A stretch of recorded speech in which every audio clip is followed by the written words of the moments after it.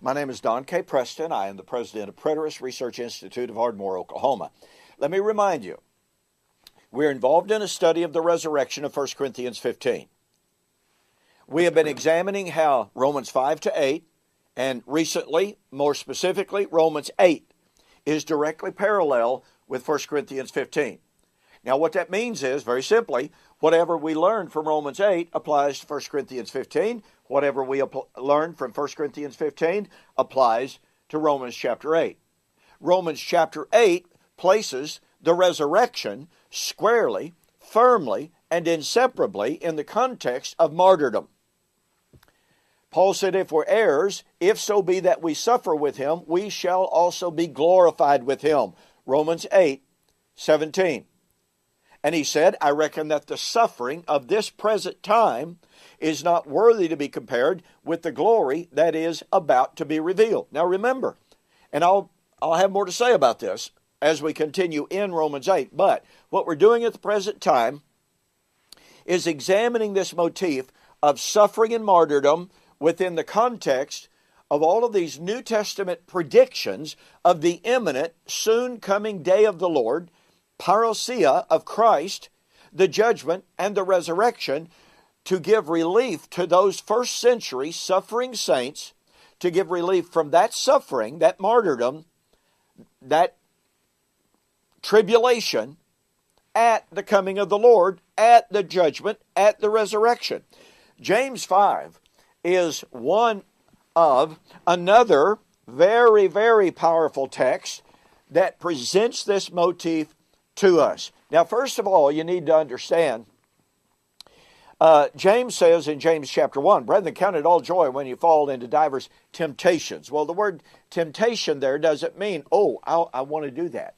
No, it is trials. It's the trial of suffering. It's difficulty.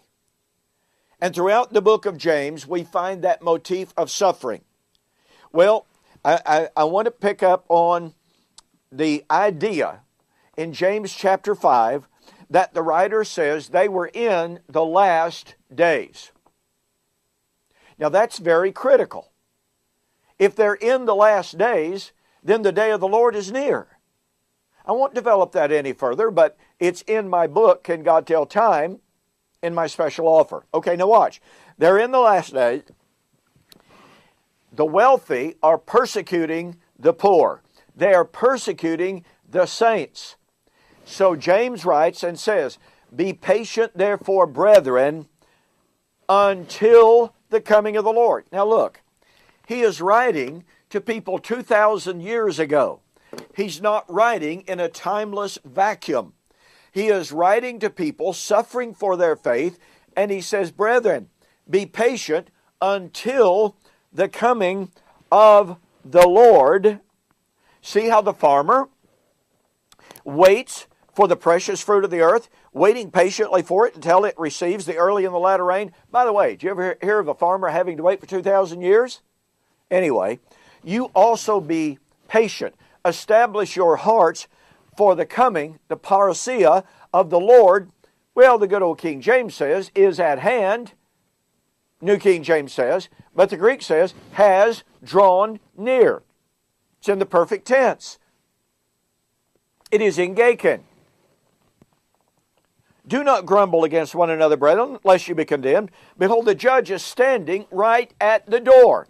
Now that text right there, James 5:9, is taken directly from Matthew chapter 24, 32 and following. Jesus said, when you see these things come to pass, what things? The signs of the end.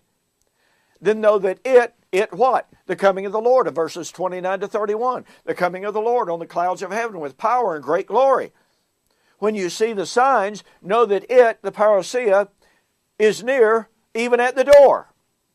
And here is James, living in that very generation, experiencing the persecution that Christ had predicted, Matthew 24, 9 and following, and saying, brethren, the judge is standing right at the door. So, what do we have here? We have James writing in the midst of persecution for the cause of Christ. Just like in Hebrews, the writer was writing in the midst of persecution. Just like in Thessalonica, the saints were suffering persecution, just like in Romans. The saints were experiencing persecution. But James says, brethren, be patient until the coming of the Lord. Until you're suffering, until the coming of the Lord. The coming of the Lord has drawn near. The judge is right at the door. Well, what was to happen at the judgment? The judgment of the living and the dead would take place. The living and the dead is the resurrection of the dead of 1 Corinthians 15. It is the time of the redemption of the body of Romans 8:23, the adoption. It is the termination of the last days. And James said, the parousia of the Lord has drawn near. I got to tell you, folks, it is just so sad when, because of preconceived ideas about the nature of the coming of the Lord, the nature of the judgment, the nature of the resurrection, people set out to destroy, to mitigate, to nullify, and to totally ignore an entire vocabulary of Greek words. Oh, well, we're supposed to, the Bible says what it means what it says. Oh, that is, unless the Bible said something like the day of the Lord was at hand 2,000 years. Bible doesn't mean what it says and doesn't say what it means when it, when it says, in a very little while the one who will come and will not delay. No, it doesn't mean what it says. And it doesn't say what it means when it comes to when the Lord was coming.